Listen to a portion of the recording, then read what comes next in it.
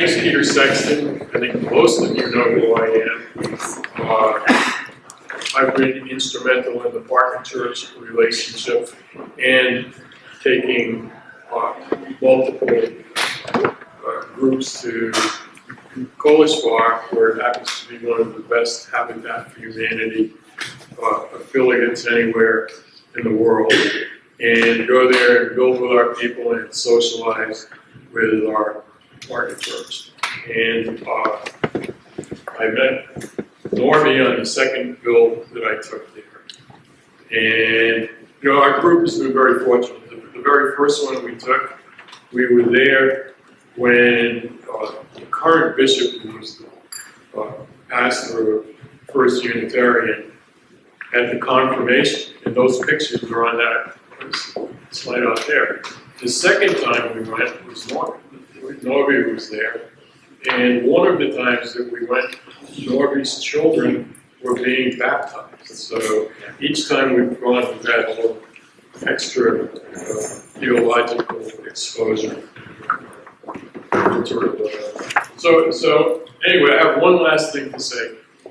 We are having a partner church visit, Habitat for Humanity build, for 2 weeks, first 2 weeks in July. We're trying to go with a group from King's Chapel, First Church Boston, and UU San Francisco, all of which have a partner church in Kolozsvar. So it's our objective to take a group, and you know, as small as 10, maybe as large as 25, go and build and rejuvenate our partner church relationship. After that pitch, if you know, even if you can't go, if you know someone else that might be a good experience for them, you know, a relative of yours, a neighbor, please pass the word. Okay. Thank you very much, Mark. We're looking to see your presentation. Well, thank you very much for staying for this very brief 3.5 hours presentation.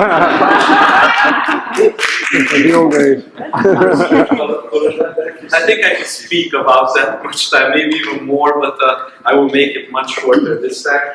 We only wanted to, we know that there's this huge distance between the two congregations, and we wanted to share with you a couple of things that we do in Kolozsvar. We consider ourselves one of the, well, we know that we are the oldest still existing Unitarian congregation in the world. There has been a Unitarian congregation in Kolozsvar since 1566. That was the possible date when Francis David delivered his first anti-Trinitarian or Unitarian sermon in the city. We have a very rough history. It's a miracle. We don't believe in natural miracles, but we were talking with Sean before the service that the actual miracle is the fact that we still exist, because for around 300 years, basically everyone tried to get rid of us from that city. We didn't look too good diplomatically for the people in charge of our country, because there was this heresy right in the middle of the country. So it's basically a miracle. Yet now we try to grow, to organize programs and events, to organize church life, to live spiritually, socially, to teach and to be taught, and to help wherever we can. We brought a little bit of that work to show you, and this is just a sample and also an invitation for you all to come over to Kolozsvar and see at first hand, to see there how this church work is organized. This is our church. This is a fairly new church in Transylvanian standards. It has been built between 1792 and 1796, so it's a late 18th century church. It was built that late because before that, for 100 years, it was illegal for Unitarians to build themselves churches, so even if we would have had the money, that was not permitted for us. Before that, the Unitarians in Kolozsvar used the central church of the city, which is the St. Michael's Cathedral now. When Protestantism came to Kolozsvar, then obviously they did not demolish the earlier church building. It became a Protestant, and in a couple of years it became a Unitarian church. It burned out a couple of times, the Unitarians rebuilt it, but when the Counter-Reformation came, they took it away with the schools and other buildings as well. So we were left with nothing. Finally, after 100 years of preaching in barns and on the field and in houses, they allowed us to build a church, and this is the church that has been built in those very short 4 years. But our church life, we wanted to group it for every kind of age group and so on. The first slide that we want to show you is about our Sunday school, that's how we call it. Children will come to church with their families on a Sunday. We have the service from 11 o'clock on every Sunday, just like here in King's Chapel. And the children will come as well. We will take the children into church. There will be a little story for them, and after that they will go. This is the Unitarian kindergarten, which is right next to the church. It's a kindergarten that obviously works throughout the week, and we can use it as well for our Sunday school programs where they sing, they learn, they play, they do Sunday school stuff. We have a special program. This is our meeting hall. So if you're coming to Kolozsvar, this will be a place where we will be for several occasions. We have all kinds of events in this hall. This is a family meeting. We usually have we invite the whole family, and then there is program for the children, and there's also a program for the grown-ups. So the kids will be all around playing and doing all kinds of activities, and also the parents have the possibility to meet, to talk. This is a very fun event. It does not have very much theological meaning, but getting families and people together is very important, and we felt that not only grouped in ages should be, or groups of ages should be brought together, but also families as wholes to have a large family. You know, whoever comes from larger families know when there's a family gathering how good it is to see the children and the older people and everyone being together. I think that's a very special moment. So we try to recreate these in church as well, in church conditions. This is a Mother's Day service, so this is the interior of our church. Over there, in the middle, you can see the pulpit. Well, I think it's a bit taller. It's higher up than this one. It's a tall pulpit, and these children that you see here are all members of our congregation and all members of our Sunday school. They're good musicians, little Mozarts and geniuses of music. So we said that for Mother's Day, it would be very special if they would play for mothers in general. And this is a little made-up band of those children. It was just a very special occasion, and it is usually a special occasion. On Christmas, we have this huge, humongous Christmas tree set right in the center of the church. And on Christmas Eve, around more than 100 children will come to our church with their families and so on. And this is the story of the nativity. The children will act it out, and we have the shepherds and the angels, and there's a little dog called baby Jesus in a cradle. And usually, because everyone has to say poems and it's a little bit longer and the kids are starting to get bored, so they will start to rock the cradle, and usually baby Jesus will fall out. So the kid who will rock Jesus from the cradle will look around and try to put the doll back in. It's very fun. We laugh a lot. We enjoy that service as well. It's a special occasion. Each summer we have a Sunday school camp. It's a week-long camp for the children. The place that you can see here is our nursery. We have a nursery, a kindergarten, a school, and we have a university dorm, which is situated in almost the same spot. This nursery is very special because it was created by our congregation, and it was the first Hungarian-speaking nursery in Kolozsvar. So that was a great necessity, and it seemed that neither the politicians nor the NGOs were able to make a nursery. And when this place was given back by, communists took away the buildings, and now Romania is very slowly giving them back to the congregations and to people. But we got this place back, and our board decided not to use it as a way to get money, to rent it out to people, but to answer to this very important thing, we organized a nursery. This happened in 2010, and since then now we have education on each level. But we have our camps with the children out there as well, so you can see there are plenty of children. They come in the morning and go home in the afternoon. It's good for the families because they can go to their jobs, and it's also good for the kids because, well, they're in camp and everybody loves camp. This is how it ended. We had the families, the parents as well, there for these endings, and it was in groups because we couldn't fit in the room, so it had to be grouped. So there was a group going out and another coming in, which was really just exhausting. We have, it's like the Boston Common. We have a park in the city, a very nice park, and we got the kids out. Well, they got the kids there, and they play there in the park for the Sunday school camp. When kids get older and they don't like to go to Sunday school anymore because they're teenagers, then the confirmation process will begin. Every Unitarian child in Transylvania should be confirmed. This happens when they are 14 years old. But before the confirmation, there is almost 1 year-long period of learning when we use the catechism, but not only the catechism, to teach them fundamental things about Unitarianism, like the divinity of God and the omnipotence and the problems of omnipotence of God. I'm joking, don't do that. I think that they will never would return to church if we would do that. We try to make them understand that Unitarianism is something to be proud of, and that they should be part of this thing. It's not only about going to church, and going to church is not a bad thing in its own, but it's a good thing. And before confirmation, we take them on a couple of days in a special camp just for them. And we go on hikes and we prepare for the confirmation, and this is very fun. So here we are in the Torda Gorge, which is a beautiful place in Transylvania, up on the one of the sides of the gorge. And yeah, these are our youth that have confirmed in this year. Yeah, this is the year of this group. The group of this year. This is a parish house in a village where there are 6 Unitarians left.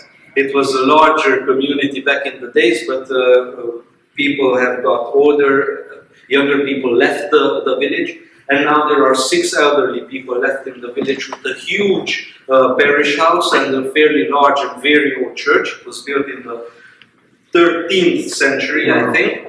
The Unitarian church, obviously, it was built Catholic, but then it became Unitarian. And we use this parish house as a campsite. We live in that house and we eat on there, and that's where we have our confirmation camps.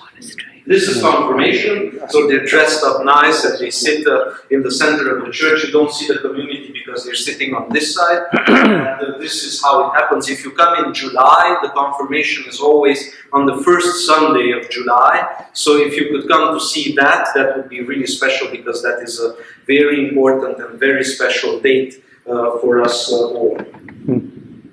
And after they confirm their faith, they become members of the youth group. At this moment, we have 2 youth groups, because youth that were 18 years old felt that they were too old and wise to mingle with the 15 years olds. So we decided that we didn't want to lose any of them. So we have now 2 groups. Our assistant minister is the one in charge with working. Yeah, she's right over here.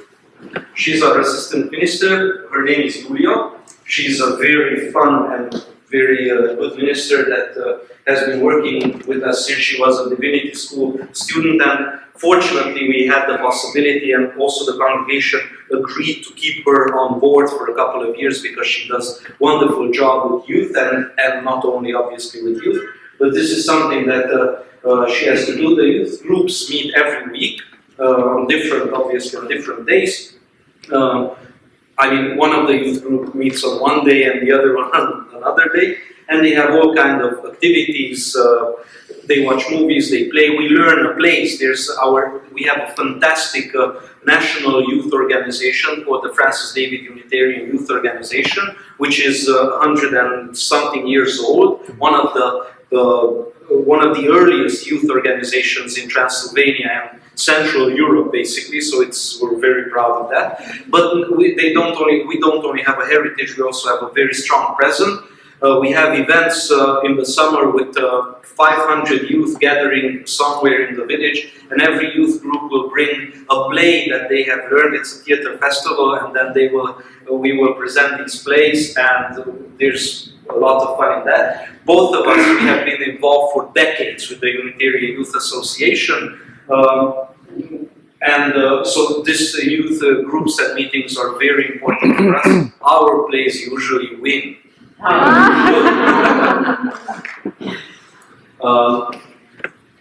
When people get even older and they grow out from the youth group, they usually tend to marry. That's not the rule, but sometimes they do. And we have this program that a couple of ministers, we sat down and we figured out a program to help people to understand a little bit more things about marriage. Marriage is not about the service itself, it's not the party that goes on afterwards, but it's a shared life. I shouldn't preach about here because you all probably know about it. We felt that it is very important to share a couple of things about marriage, not only religious stuff, but all kinds of things. And this is pre-marriage counseling. We have 5 to 6 meetings with them, usually 5 to 6 meetings with them, and we prepare them. Well, we show them a couple of help them prepare themselves for a lifelong marriage, hopefully.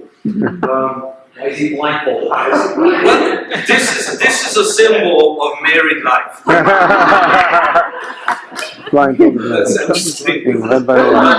This is a trust game. One of the people will be blindfolded, and the other has to take that person around wherever they want to, without the person being blindfolded, break their feet or legs, and then they change. So if you got your partner to hurt themselves, then you will be in the same situation.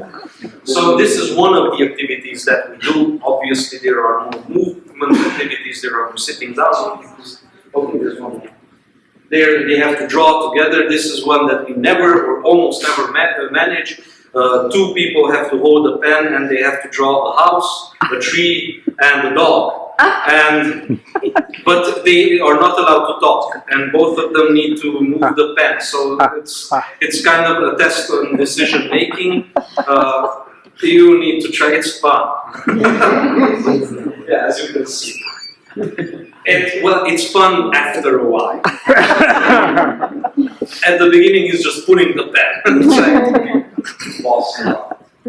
We have a choir. We are very proud of this choir. It took us 6 years to organize this choir. People in Transylvania tend to be a little bit shy. They don't. They say, "Well, I don't have a voice. I cannot sing." And we kept on telling them that it doesn't matter that you can sing or not. We are welcome in our choir. This is a volunteer choir, so these are all members of our congregation. Some are not, but they still think that singing in our choir is a good thing for them, and it's great fun. We get together every week, not only when we sing in church or in other places, but the rehearsals themselves are just loads of fun. We laugh a lot, we talk, and it's just a lovely time every Monday evening to be together, and it's great. I'm very happy that we finally succeeded in organizing our choir, and I think it's one of very good projects that should live as much as we live, or even more. It's called Unisono. We don't sing only Unisono, but we figured that it has uni at the beginning, which is the same as Unitarian, so why not use it? We have this age-old women's association. It's also 100 and something years old, not the members, but the association itself. Some of them, Morris will say. And one of the biggest, they had very, very many activities in the past. They were very active. They did all kind of charitable stuff and craftsmanships and every kind of activities. But unfortunately, in the past decade, they were unable to bring new members to the group. So it became the same people kept on going, and even if somebody wanted to become a member, they were just so tied together that it was very hard to get into that group, you know. So we figure now they are getting quite old, and they worry a lot about the fact that there is nobody to step after them, and they obviously are a bit worried of what will happen to the women's group. So Morris had this bright idea to have a women's group just for the younger ladies, and to get them together, they are making decorations for the Christmas tree here. And obviously there are young ladies there, and there are a little bit older, and this is how we try to get more people involved in this activity that we have to sustain it, because otherwise it will just vanish in a couple of years with the previous members. We have this is not a Bible class. At some point I realized that people know so little about the Bible. They know the stories maybe, or a couple of stories from the Bible, but there's, Maris is trying to wrap it up because No, keep going. Okay. So, and there is so much false information in the world, like the Da Vinci Code, for example, and it says you will find the Holy Grail in the Bible. Won't. Or there's these huge discoveries, the Gospel of Peter. You probably have heard all kinds of things, which are extra-canonical Gospels. People who read a little bit of Bible literature will know that there are these kind of Gospels. They don't say too much new things about the life of Jesus, but media usually uses them because this sells, probably. That's why the Gospel of Thomas, brand new discoveries about the life of Jesus. Was Jesus and I don't know what? Sorry? What the church doesn't Yeah, want you to exactly. know. What the church doesn't want you to know. And then people came to me and asked me, what is this? And I figured, well, okay, this has to stop. So we have this circle. It's called the Szabad Seminarium or Szentírásról in Hungarian, which means Free Seminary on the Bible, translated to English. We call it Free S. And it's basically an introduction into the Bible. I really much enjoyed it. That's how we started off. But we finished the New Testament, and they said they don't want to learn about the Old Testament. They want to learn about the church history, about the faith, the development of faith. And I said, well, wonderful, because this is something that I really enjoy. And we have these meetings on a 2-week basis. Now we're in the 18th century. Where we have, this is the 3rd year that we are talking about church history, so we're taking it very slow. Yeah. Ruby, is it every other week or twice a week? No, every other week. Every other week.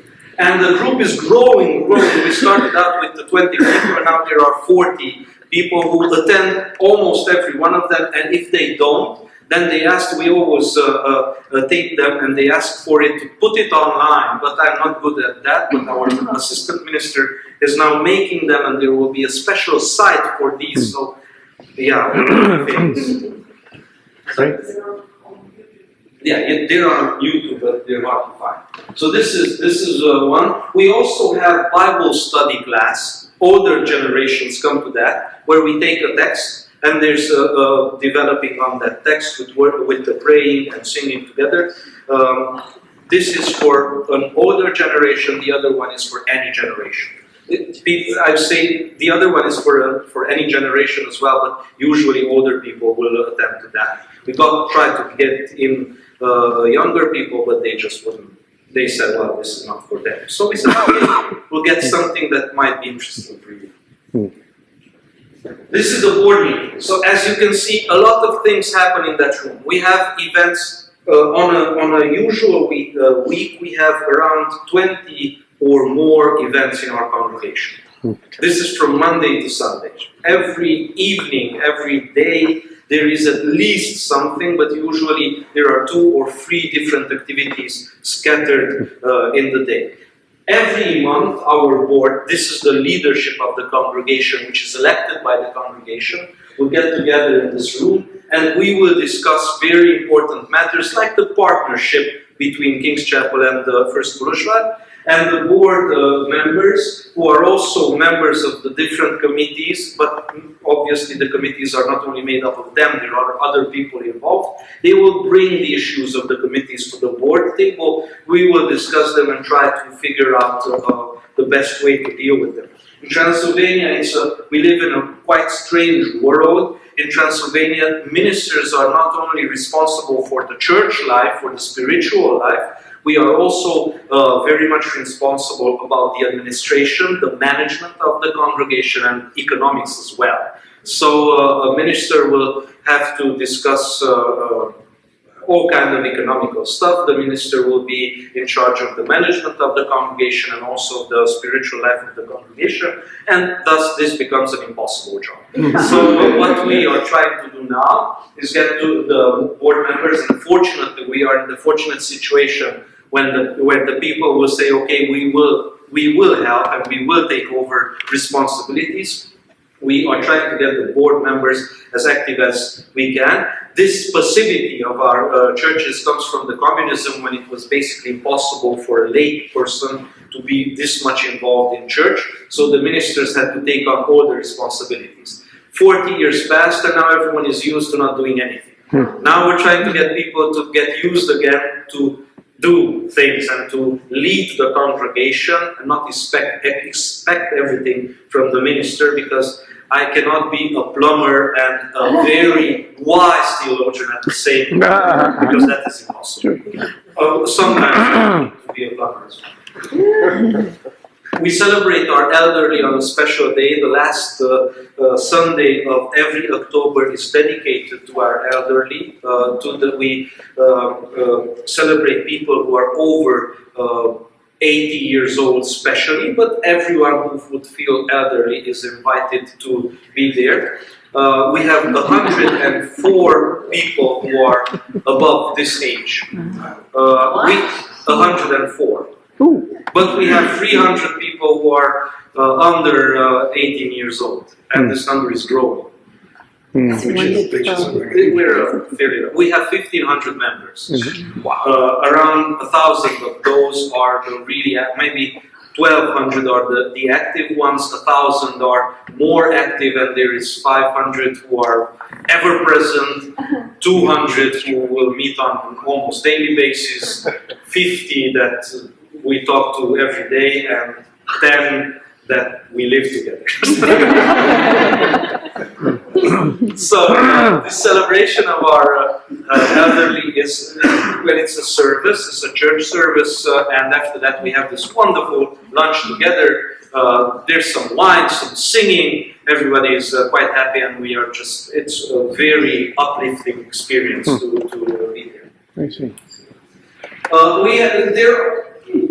It seems that people in Transylvania tend to be extremely sedentary. They say, well, I work so much because I go shopping and I do the dishes and so on. But they don't move, they don't do sports. So we said, and obviously because of this, there is a lot of problems for their health. So people in their 60s or 70s, because they sit in front of the TV or of the radio and don't do physical activity, then they will have a lot of issues with their body. So we decided we have to stop doing that. And this lady that is standing with her back to us, she's a very active, she's not a member of our congregation, but very close to us. And she does all kinds of sports activities for children and for everyone. And we asked her to come and to have a class where they do this little bit of movement for the people who usually don't do that. So you can see it's not too much, they're sitting. But still, it's more movement that they would do back at home. And they do a little bit of stretching, a little bit of moving. And thus we try to encourage them to do this activity every day at their homes as well. Not only here in the congregation, but in their homes as well, because moving, sports is very important for the physical well-being. This is church. It doesn't look always like this. So I told you about our school, which is situated right next to the church building, and this is the first day of school. There's a special service for them. That is why there are so many children in church. When we have Easter or Christmas celebration, then it tends to look like this. On an usual Sunday, we have 180, 200, maybe 300 people. And that seems like, well, when we have less than 100 people in church, it seems like nobody's in church, because the church is quite big. More than 1,000 people can sit down. That's just to have, and there are the balconies. It's a large place. And this is how we would imagine our church on every Sunday. This is what we strive for. This is what we want to get. We might not be ready by the time you come next year, but we will work on it. And we have, this is a younger version of me, we have celebrations in church. This is baptism. This is how we baptize the children. They are brought in the church. We don't take water from Fountains. baptismal font. We do it with a special chalice. It's called a baptismal chalice. It's right there in my hand. And the kid will be brought in the church. There will be a little service. And then the minister will toss water on the head of the child. Usually the children don't like that. Parents love me because I make children who speak very well. Not only children, grown-ups as well. They come to church early than that. But children usually wake up when they are baptized, so they start crying. This is my favorite, yes. No, is this done as part of the service? Sometimes it's done as part of the Sunday service. Other times it's done maybe on a Saturday. Okay. There can be done on any day, but usually they will do it on a weekend. Yeah. We encourage them to do it on a Sunday at the service, during the service, because we feel that baptism is when the community sees and says that that child is part of our community. So there needs to be a community to have the sense of baptism. But if that's not okay, they always have a party after the service ends. And because, well, people would like to have a drink, and because on Monday they need to go to work, then they will say that Saturday will be the better day for that, because they can sleep in. That's the truth. I'm sorry. We also have weddings in church.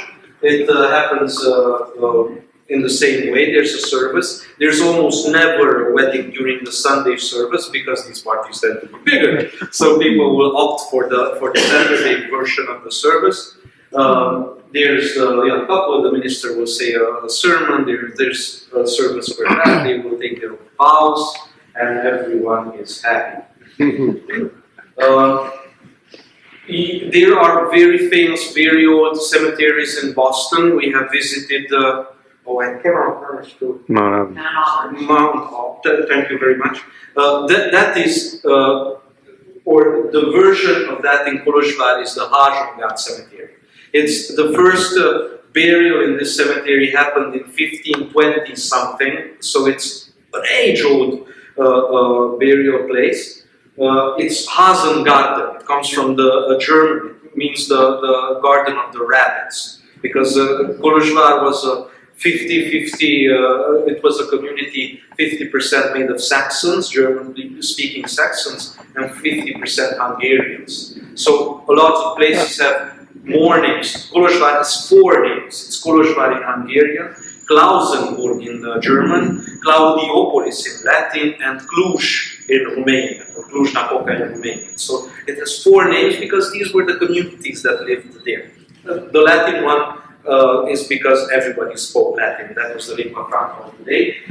A lot of very important and very famous people, Unitarians as well, are buried here in this cemetery.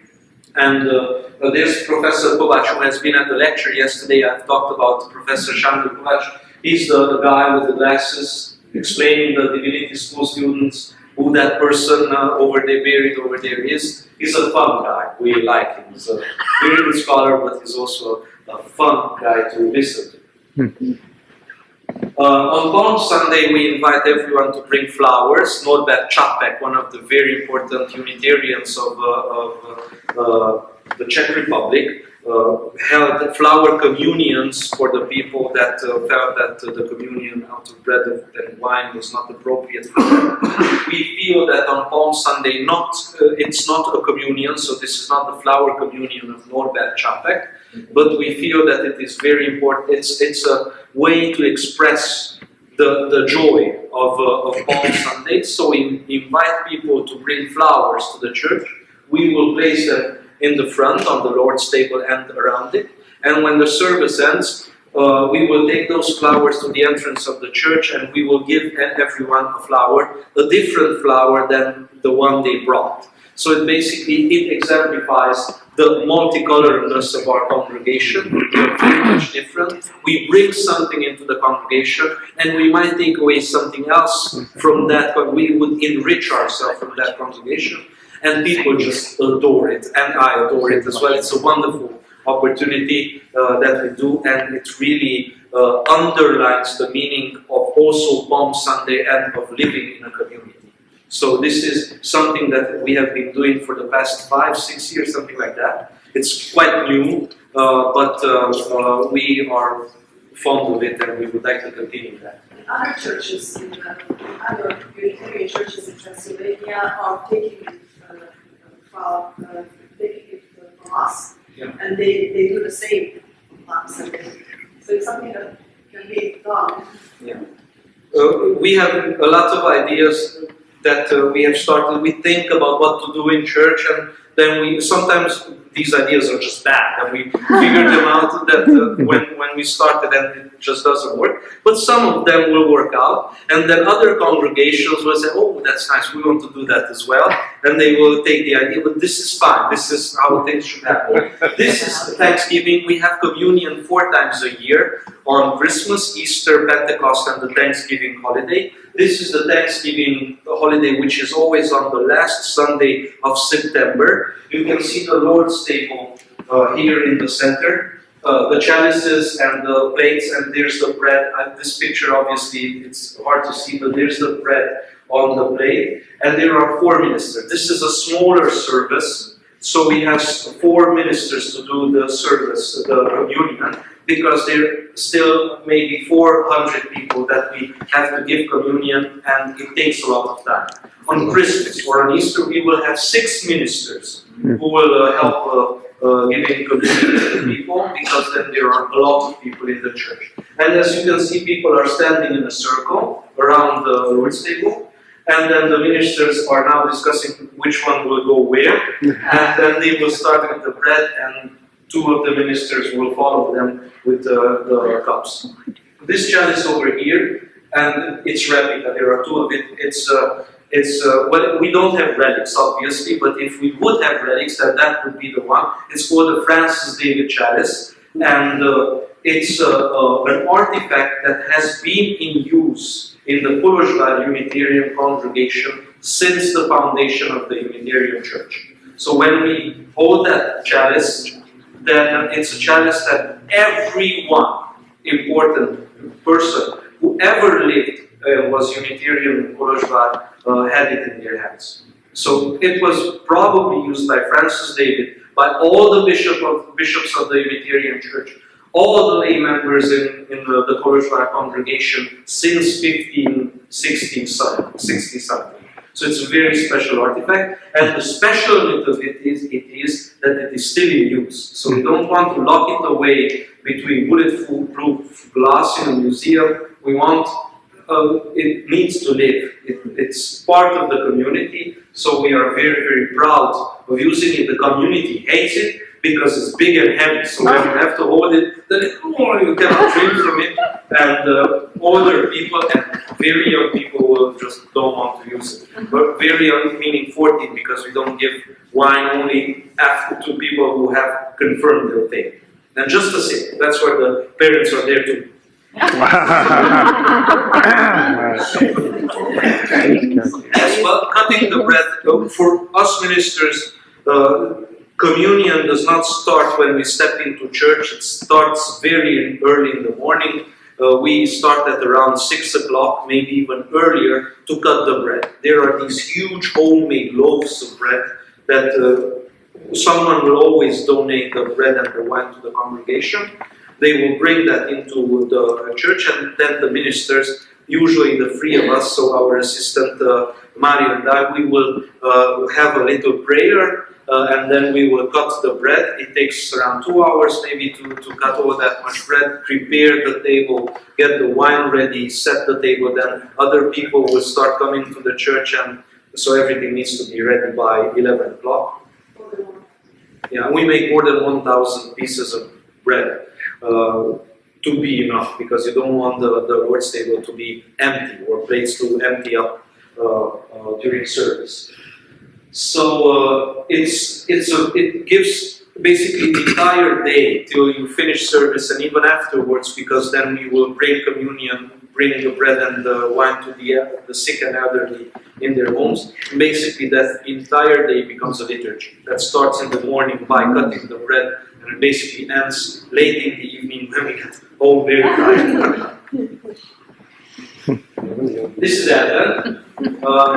On Advent we use, I don't know how, this The Advent wreath, yeah, with 4 candles, and the Sundays 2 kids will light up the candles. It's always a contest on who will be the one to light the candles. We say that the ones who are the most active in the Sunday school will have the possibility to light the candles, so everyone tries to be very, very involved and present to be able to light up the candle on Advent.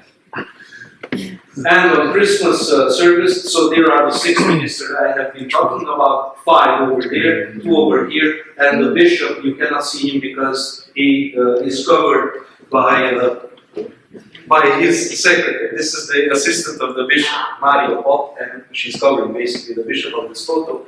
We are the 6 ministers who are preparing ourselves to have communion. In our congregation, tradition, I don't like this tradition, but this is how it goes. First, the ministers will have communion, and this is because we have the bishop, and usually he is the one who gives us communion. He says a prayer for the ministers, and after that the congregation will step out, and it's like we are prepared now to go and help people to receive a communion. You can see that, well, it doesn't show on this picture, but back here people are sitting as well, so this means that the church is full. And then we have 3 or 4 rounds of communion. So one of the pews or parts of the church will stand out, there will be a prayer, they will go back. The other part will stand out, there will be another prayer, go back, and so on until everyone receives communion. It's a long service. And then we have the open gates at the Unitarians of Kolozsvar. This is an ending concert there, so it's not only meetings and discussion that we have. This event is a 1 week-long event with concerts and fun and discussions and worships and social activities and every kind of thing that we do. This is an ending concert. It's a rock concert that happens on the yard of the Unitarian High School, and we had a lot of people there, obviously not only Unitarians, anyone that would like to join. This is something to show that you can be a religious person, you can be a person of faith and spirituality, but still you can have lots of fun being there at the rock concert, and churches can organize rock concerts as well. That's not a taboo. We can do that, and that can be organized in a church context. This is one picture, but we have this little booklet of all the activities that we do during that week, because it's a very rich activity. We have after service, this is our church garden right next to the church, and because it's summer, then we will have this lunch together outside because it's very nice, and then we will invite everyone to share food. This is a folk singing competition, so you see there's all kind of activity.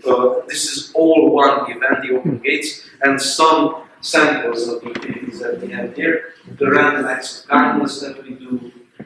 People just walk up, they can take a piece, there's the thing that they should do, they do it, take a picture with their phones and put it on Facebook with when getting the congregation in, and we had a lot of people involved in this thing. There's this activity in the nursery that I have been talking about. These are the actual nursery children, so the children who go to the nursery. These are small groups because nursery means 0 to 3 years old. So you need to have a lot of patience and attention. So there are small groups of children and one educator for that. But we also have social activities. We work with this association which is active with people living with disabilities. This is one of the social things that we do. This is an event where we have invited them to be together with our congregation, but we have others as well that you will see when you come to Kolozsvar and join us. Thank you very much for your attention. Sorry.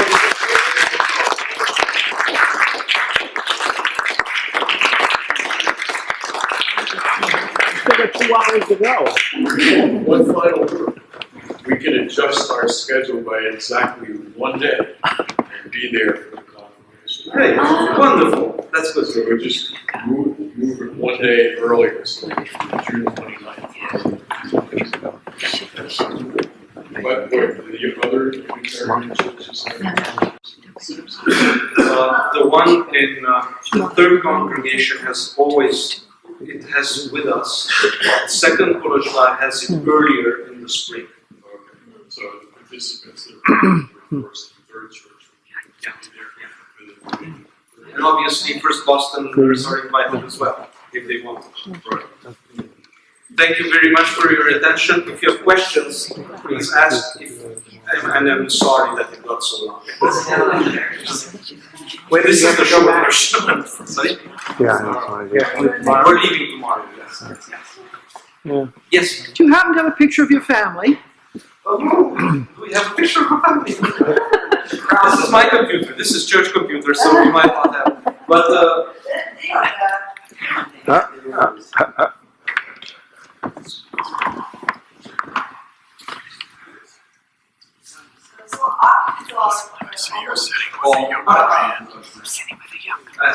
so these are the twins.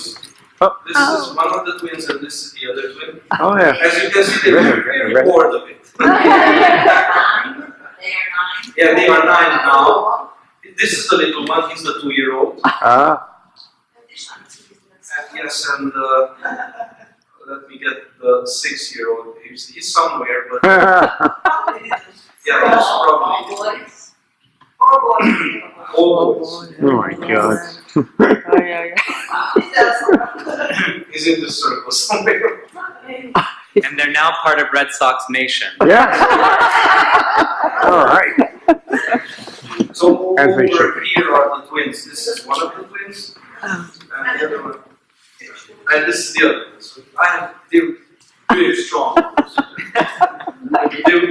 Hopefully, they will be much taller than I. Yeah. Who's been asked for you first? From the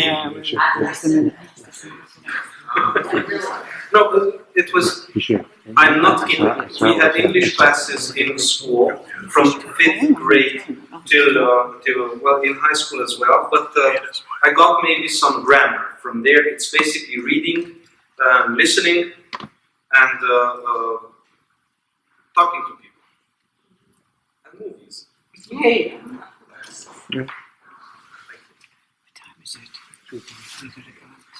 Thank you all. Thank you very much.